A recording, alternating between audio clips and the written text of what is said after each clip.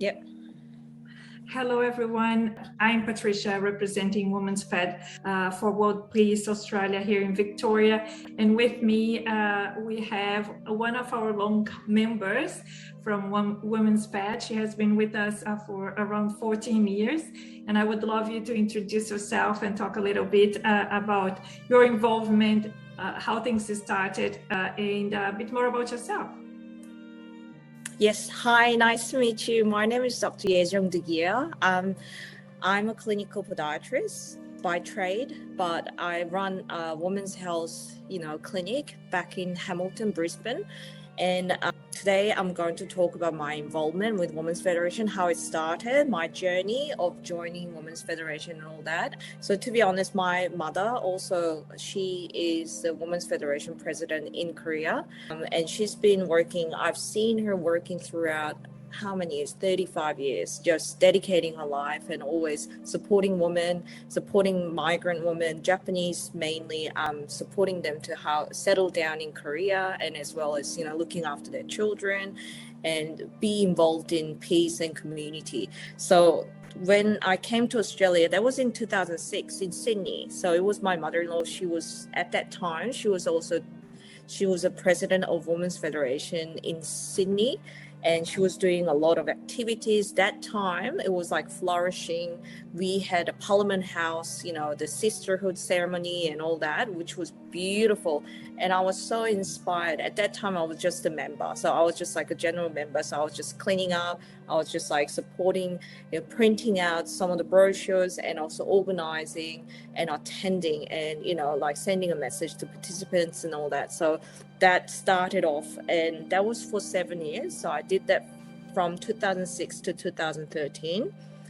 And that just really inspired me. I learned so much about Australia and its background of, restoration and what's the fundamental issues that we have in the community, and how can women put our strengths together and bring that power of love and building peace and just, bringing the whole community together. That was such a powerful message. And I studied, so I went away to Perth and I studied my degree, and I returned to Brisbane because my husband was born in Brisbane. So he was like, you know what, this is just like salmon, I'm going back to my home, I'm just going back to where I was, I was born. He was born in Martyrs Hospital. So we returned to Brisbane. That was in 2016. And up to now, I've been involved in Women's Federation. So previous Women's Federation, Brisbane, Queensland president was Mamiko Ratley, as well as Susie Evans. And we kind of worked together, team, and I was a vice president before I became a president. And we did a lot of activities that's relating to peace work, community work, and also there's many different NGO groups. So we had a good relationship with them. And now this year we just, looking into more medical viewpoint, because I did a lot of medical voluntary work with my father back in Philippines and Cambodia. So I'm kind of trying to bring those kind of experience this year, and mental health is definitely a big theme. So that's our main focus here. And that's just, it is like Women's Federation is kind of like seed in my heart that really makes me who I am as a woman. It's like contributing to the society and bringing peace to this world. So yes. Thank you so much. Well, this year, our big event, our assembly is going to be around the leadership resilience. I wonder if you can share with us a little bit of what you bring on the day. Oh, yes. So as I just, as you can see, I'm an Asian girl. You can see, like, I'm a migrant. So I came here around 18 years ago, just following my husband in a way. I was a student, international student.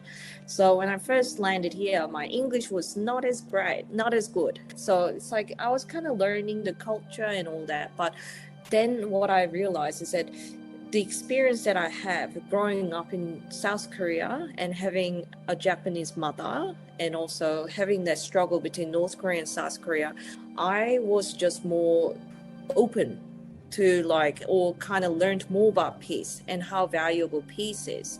And my grandfather was, my grandmother was actually a victim of domestic violence when I was growing up. And as a girl, just brought up in a Confucius, like a society, it was always in my mind. It's like, okay, as a woman, can we gain leadership? Can we, how can we get to the point where we still respect, man, and respect, the society, and how there's inequality everywhere, but how can I bring the equality, gender equality in this society? And how can we bring that up? And it's like, gave me opportunity, leadership. Like I'm very shy person. I'm very introvert. And I had when I had a baby, I went through a lot of, like a difficult time because I was feeling lost, because woman's life, it's like when you have a child, it's all dedicated to a child. You feel like there's nothing that's yours anymore, and you kind of look around, it's like, what do I have now? I'm just dedicating all my life to this child. And I was going through a bit of depression and finding my identity. And what it came to me was like, okay, I really have to fight back and think about the future and strengthen me. I have to really dig in deep and find what's the core calling. What is the calling that's in me, that's saying that's YeJeong, that's you. That's so you, YeJeong. You really have to gain it. You have to fight for it. You have to really claim it. And that's when the education kicked in. So I graduated at UCID studying neuroscience.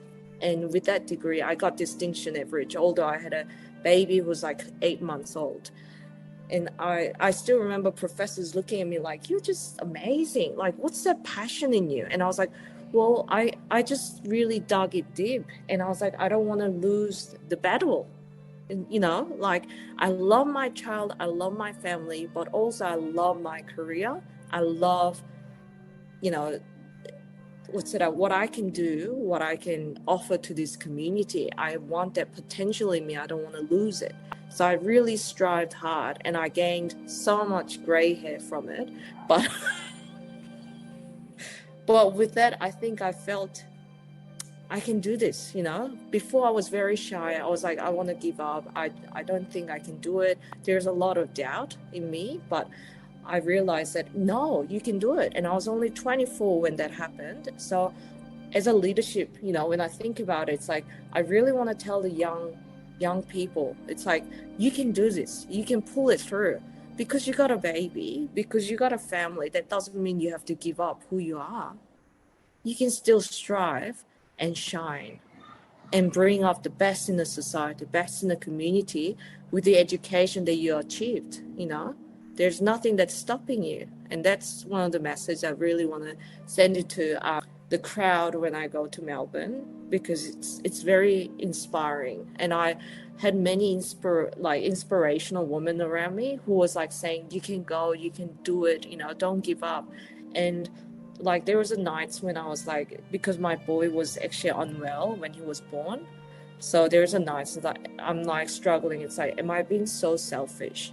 Am I sacrificing his health for my, passion and ambition? But no, it was like, now I can see with my career, I can provide good environment to my husband and also my son.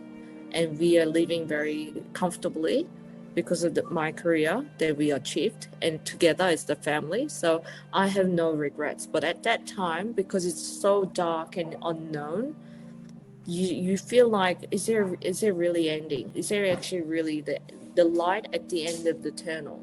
That's how you feel. But now I can just see that it's like, I'm so glad that being resilient really pushed me through, and I didn't break. Thank God. Yes. Thank you so much. We are looking forward to having you here with us and hearing all about this inspiring story for sure. It's going to be an amazing day. Thank you so much for talking to us today. I will see you. Oh, no worries, Patricia. Yeah, thank you.